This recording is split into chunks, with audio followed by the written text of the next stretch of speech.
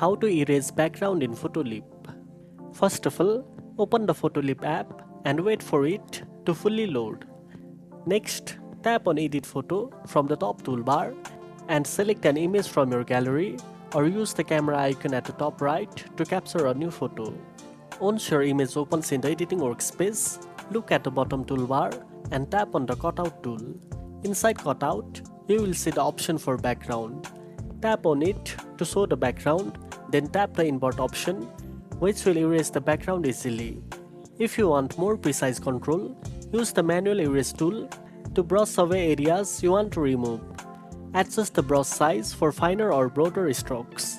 You can also use the restore tool to bring back any parts you accidentally erased. The remove tool is also available for use, but it requires a premium subscription. Additionally, you can use the AI background or change background options from the toolbar. The app will try to detect and remove the background automatically. Once you are satisfied with the background removal, tap the check mark to apply the changes. Finally, tap the save icon at the top right corner to save your edited image or share it directly. And that's it. Now you know how to erase background in Photoleap. If you found this video helpful, don't forget to like, share and subscribe for more editing tips. Thanks for watching and I'll see you in the next one.